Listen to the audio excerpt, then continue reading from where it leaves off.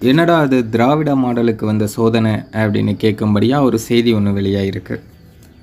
அமெரிக்க பயணம் தள்ளிப்போன பின்னணி, பழனி தண்டாயுதபாணியை தரிசிக்கும் முதல்வர், சிறப்பு யாகத்துக்கும் ஏற்பாடு அப்படின்னு இப்போது சோசியல் மீடியாக்களில் ஒரு செய்தி ஒன்று வைரலாக பரவிட்டுருக்கு. செய்தி சேனல்கள்லேயும் இது பற்றிய செய்திகள்லாம் உலாவுது.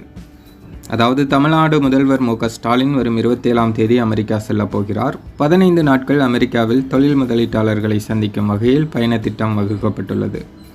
அமெரிக்கா செல்லும் முன்பு முதல்வர் ஸ்டாலின் பழனியில் நடைபெறவுள்ள அனைத்துலக முருகன் மாநாட்டில் பங்கேற்கப் போவதாக தகவல் வெளியாகியுள்ளது. தமிழ்நாடு முதல்வர் மு.க.ஸ்டாலின் வருகிற 22ஆம் தேதி அமெரிக்கா செல்வார் என்று முதலில் கருதப்பட்டது. அமெரிக்கா செல்வதற்கு முறைப்படி அனுமதி கிடைக்கப்பட்டுள்ளது. 15 நாட்கள் அமெரிக்கா சென்று வரும் வகையில் முதலமைச்சரின் பயண திட்டம் வகுக்கப்பட்டுள்ளது. இந்த நிலையில் அவர் 27ஆம் தேதி இரவு சென்னையிலிருந்து அமெரிக்கா புறப்படுவார் என்று தகவல் வெளியாகியுள்ளது. அமெரிக்கா போகும் பயண திட்டம் தள்ளிப்போனதற்கு காரணமாக பழனி முருகன் கோவிலில் நடைபெறவுள்ள அனைத்துலக முத்தமிழ் முருகன் மாநாட்டில் முதல்வரை பங்கேற்க செய்ய வேண்டும் என்பதற்காகவே அமெரிக்க பயண திட்டம் தள்ளி வைக்கப்பட்டுள்ளதாம். முத்தமிழ் முருகன் மாநாட்டினை முதல்வர் ஸ்டாலின் தொடங்கி வைத்து சிறப்புரையாற்றுகிறாராம்.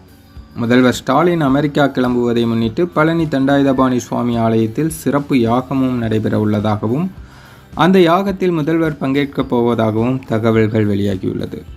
இப்படி தான் குமுதம் நியூஸில் செய்தி வெளியிட்டிருந்தாங்க. என்னடா அது திராவிட மாடலுக்கு வந்த சோதனை, ஏன்னா கடவுளே இல்லை அப்படின்னு பேசுகிற ஒரு கூட்டம் எப்படி கடவுளை பற்றி அதுவும் சிறப்பு யாகம்லாம் நடத்தி சிறப்புரை வேற முதல்வர் ஆற்றப் போகிறாராமே அப்படிங்கிறது தான் இப்போ சோசியல் மீடியாக்களில் பயங்கரமான விவாத பொருளாக மாறி இருக்கு. ஏன்னா இதற்கு முன்னதாகவும் திமுகவினர் ஹிந்து கடவுள்களை பற்றி நிறைய சிறப்புரையாற்றிருக்காங்க. அந்த சிறப்புரைலாம் எப்படி இருக்கும் அப்படின்னு உங்களுக்கே தெரியும். அப்படி இருக்கும் பட்சத்தில் இப்போ முருகன் கோவிலுக்கு போய் யாகம்லாம் நடத்தி இப்போ என்ன சிறப்புரையாற்ற போகிறாங்க அப்படிங்கிறத பொறுத்திருந்து தான் பார்க்கணும்.